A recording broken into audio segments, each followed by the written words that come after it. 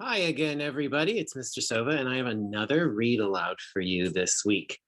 This is a read aloud that's special to me. It's all about a prince named Prince Siddhartha.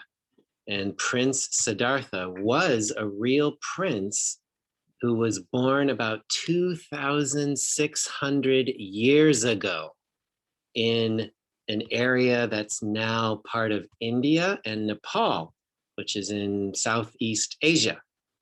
And Prince Siddhartha was born into a very wealthy family, but he felt like there was more to the world that he wasn't seeing.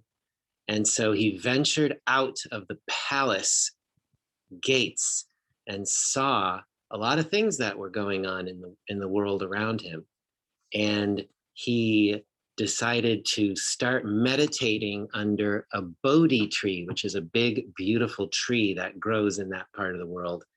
And he meditated and contemplated and reflected on his life. And he attained something called enlightenment. And Prince Siddhartha became the Buddha, which is, and so when he became the Buddha, he started teaching his beliefs of peace, nonviolence, meditation, and his teachings became what is now known as Buddhism, named after the Buddha, who was a real person. So I'm going to share my screen and show you the book Under the Bodhi Tree, a story of the Buddha. Was written by Deborah Hopkinson and illustrated by Kailey Whitman. And I hope you enjoy it. In a long time ago, in a faraway place, a baby boy was born. His name was Prince Siddhartha. Before his birth, his mother dreamed of a beautiful white elephant. The wise men said it was a sign the baby would be special.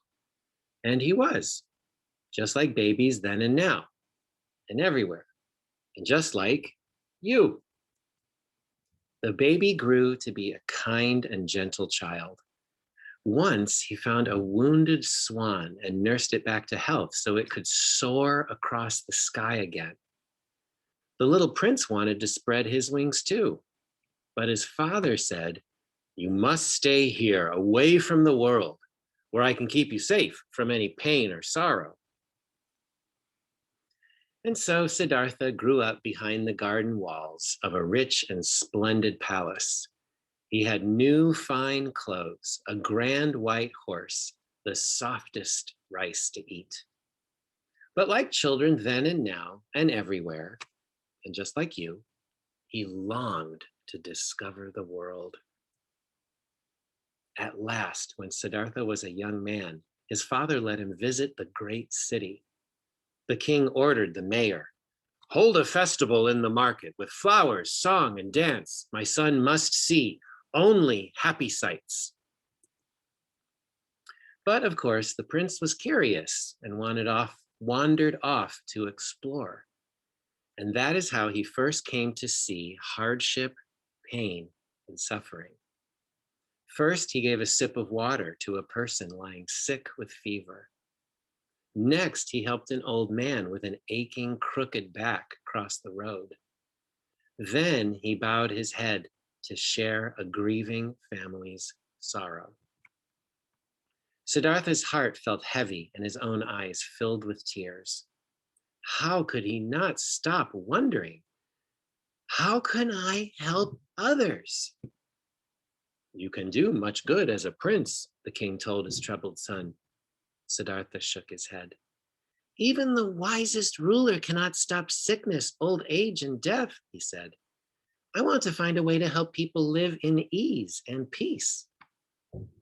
And so, like seekers then and now and everywhere, the prince set off to find his way, just as you may do someday.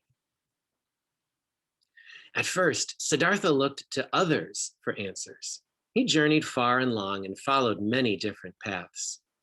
But he still felt lost, like a little ship in a stormy sea, tossed by wind and waves. One day, Siddhartha came upon the welcoming shade of a tall, majestic tree, a Bodhi tree. His spirits rose and he thought, perhaps the answer is inside me. I'll stay in this pleasant grove until I find a way to peace. Then I can teach others too. And so Siddhartha crossed his legs in quiet meditation. Many days passed. Raindrops fell, cool breezes blew, the sun beat down.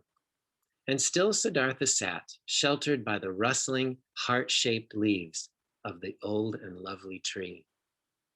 Once, a woman named Sujata passed by and thought, he looks weak and hungry. She brought him sweetened milk and rice. She smiled and said, please accept this gift. If you are hungry, you should eat. Siddhartha tipped back the bowl to taste the delicious treat. The rice and milk was warm and sweet. Oh, thank you for your kindness, he said. On that clear and brilliant night, waves still rippled the surface of his mind. But now the prince just let his fears and worries come and go and kept on breathing mindfully, in and out, deep and slow. Soon, even the sighing, heart-shaped leaves grew still, as serene as Siddhartha's mind. And then, just before dawn, he looked up. In the eastern sky, a bright planet appeared, the morning star. At that moment, like the swan so long ago, Siddhartha felt himself soar, aware, free, and fully alive. His worries fell away, and he saw things clearly as all things fit together, big and small, hard and easy, joyful and sad, all part of one wondrous world. In a long time ago, in a faraway place, a baby boy was born. His name was Prince Siddhartha. Today, we call him the Buddha, the awakened one. Buddha did not stay alone under the heart-shaped leaves of the sacred Bodhi tree. Instead, he rose and went into the world to show the way of peace to others, then and now and everywhere. And yes, of course, to you and me. And that's the end of the book. But here is a little information about the Buddha. Like I said, he was a real person, Prince Siddhartha, and we don't know a lot about him, but we do know some. So if you want to pause the video and read about the Buddha, you can do that right here. Okay, my friends, I hope you enjoyed that book. Beautiful illustrations and just a very calming story, just like meditation. And it's available on, you know, Hoopla, so you can check it out for free. I will see you next week.